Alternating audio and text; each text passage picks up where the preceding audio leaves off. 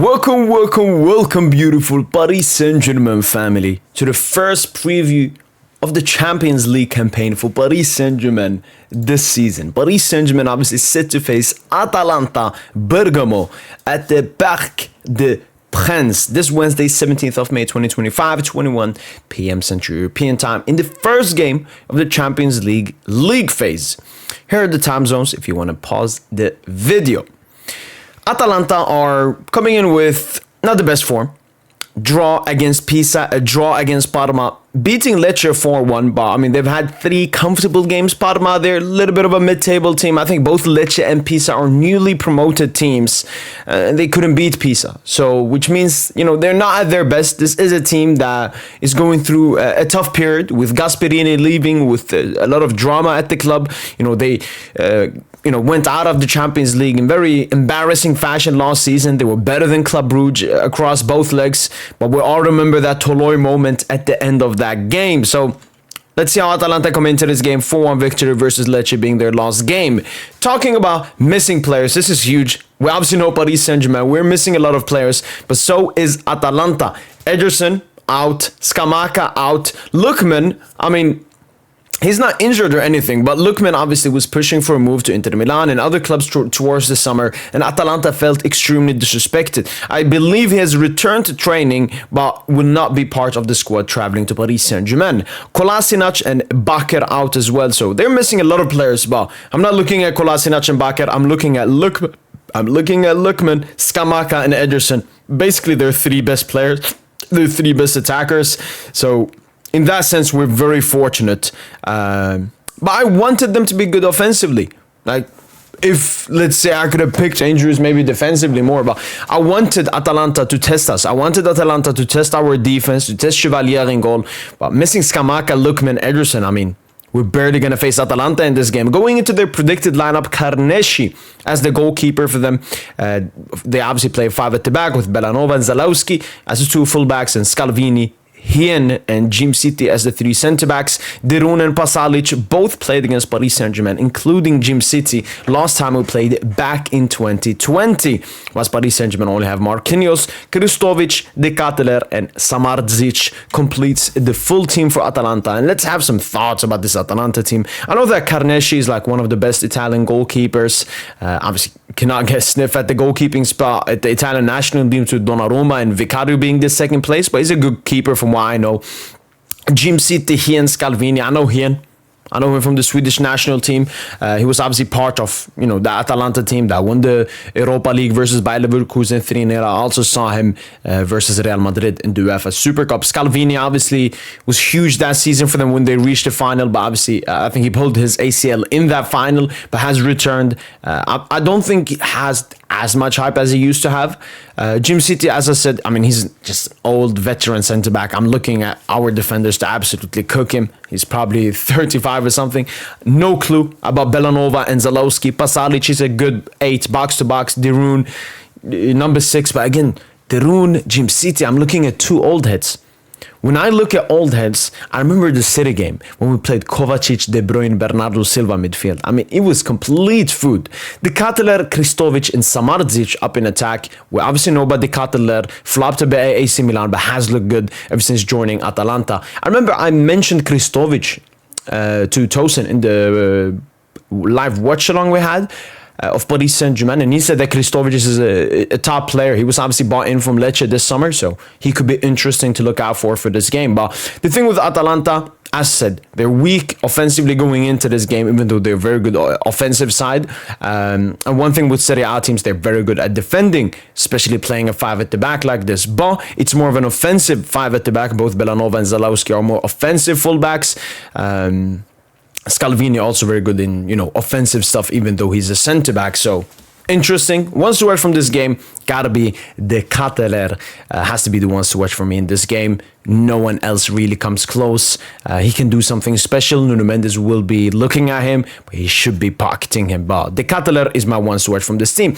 Going on to Paris Saint Germain, we've won 5 out of 5 games this season, starting it off with the UEFA Super Cup victory, beating Nantes, beating Angers, beating Toulouse, and beating Arsenal 2-0 in the last game. Despite all the injuries and missing players and the heavy rotation we had, Bradley Barcola was the star man in Paris Saint Germain's victory. Now let's talk about the potential the injured players for Paris Saint Germain at the moment. Desiree Doué and Dembélé obviously got injured with the French national team. Khvicha Kvaratskhelia, Lucas Beraldo, and Kangeli all got injured in the recent game versus Arsenal. Ousmane Dembélé is completely out of the game. Desiree Doué is completely out of the game. Lucas Beraldo is completely out of the game. And Kangeli is also completely out of the game.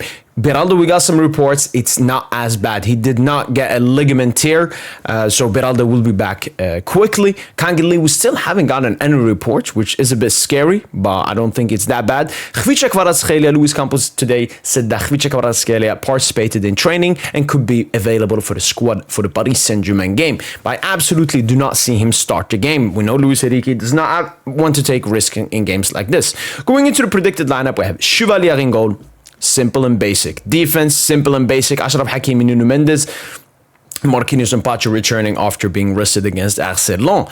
Looking at the midfield, Fabian Ruiz, Vitinha, Neves. No question marks, but we come up to that attack. I think the only certified attacker to start this game is Bradley Barcola with the injuries to Dembélé, Desiree Doué, Kangeli, and Khvicha Kvaratskhelia. So now let's take a look. Who's going to fill those question marks? These four players. It's Gonçalo Ramos, Seny Mayulu, Warren Zaïre-Emery, and Ibrahim Mbaye. And now we have to make the choice. You can let me know in the comments down below. What would be your choice? What two players would you pick? If I could pick myself, I don't know. That doesn't really matter. What I think will happen, though, I think Gonçalo Ramos will start. Despite a horrendous game in the Arsenal game, I think he will start. He's more experienced than most of these, apart from Warren Zaïre-Emery in the UEFA Champions League. Seny Mayulu just came back from his injury. And I think when it comes to fitness, that's something that Luis Enrique looks at very big. We could see Mayulu come off the bench. We could see Ibrahim Mbaye also come off the bench. Ibrahim Mbaye could start the game. He's the only pure winger out of these players to play alongside Gonçalo Ramos and Bradley Barcola up in attack. But he doesn't have the experience, hasn't played that much. I don't know how much he's impressed Luis Enrique with a couple of games. So this is the lineup I'm going with. I'm going with Warren Zaïre-Emery as a makeshift right winger in this game. Basically a four-man midfield with Gonçalo Ramos and Bradley Barcola up top. And that completes the 11. I mean, it's a beautiful 11. It's a great goalkeeper, great defense, great midfield, and a good enough attack to beat Atalanta in this game. It will be a test for Gonçalo Ramos, for Bradley Barcola. Can he carry us again in this game? Can we see that individual brilliance? That midfield, I'm so confident. I think Fabian Ruiz, Vitinha, and João Neves will completely dominate the ball and dominate the opposition, especially with them only playing with a double pivot in the midfield instead of three midfielders. And I'm looking at that defense. Achraf Hakimi, Nuno Mendes, Pacho, Marquinhos. What is the Kataler, Petrovic, Kutrovic, Shtrbovic gonna do against this Paris Saint Germain team? And Lucas Chevalier, first game in the Champions League for Paris Saint Germain, but unlike when we signed Gianluigi Donnarumma, Lucas Chevalier has a little bit of Champions League experience from playing at Lille last season. But obviously, when you see Warren Zaïre as a right winger, it looks a bit weird. Even though when we did play Bayern back in 22-23 under Galtier, Warren Zaïre-Emery played as a makeshift right midfielder in that game. But this is how the team will look, when everyone is in the position, when we have the ball. Hakimi will hold the flank on the right side, and then Warren Zaïre-Emery will tuck in, just like Desiree Doué. And that's a position where I'm extremely comfortable in having Warren Zaïre-Emery. You have Pacho Marquinhos as the defense with Nuno Mendes, sitting back with them, sometimes pushing up with Vitinha or Fabian Ruiz dropping into his space. You got Vitinha Neves double pivots, beautiful. Hakimi Barcola holding the width, beautiful. Warren Zaïre-Emery and Fabian Ruiz in the half space, beautiful. And Gonçalo Ramos up top. I genuinely think this will be the lineup from Luis Enrique. If it's not Warren Zaïre-Emery, it will be Ibrahim Mbaye after right wing if Luis Enrique wants a pure winger with pace, with 1v1 ability on that right-hand side. The man wants to watch from this Paris Saint Germain team obviously has to be Bradley Barcola. I know it's only one game, but the 2 goals he scored was absolutely beautiful. And I know the mentality of Bradley Barcola. We all remember Barcola last season. Started off the season greatly, then had a dip. Then Desiree Doué came into form, Khvicha Kvaratskhelia was signed, and that's when Barcola just turned it up. I mean, he has the most assists in the 2025 calendar, despite Khvicha Kvaratskhelia being signed and Desiree Doué coming into great form. So I think Barcola he knows he has to take these opportunities, and he wants to be the star man of this team. And that's why I absolutely love with Bradley Barcola, and I'm definitely expecting Bradley Barcola to do something special for Paris Saint Germain in this game. And that's why I'm predicting a 3-0 victory to Paris Saint Germain. I think we should be keeping a clean sheet, especially with that depleted attack of Atalanta, and 3 goals with it. 4 attackers missing for this game maybe looks a bit questionable, but we don't score because we have great attackers. We score because we have a great team, including great attackers. Bradley Barcola, if Bradley Barcola does it, he can get a hat-trick this game.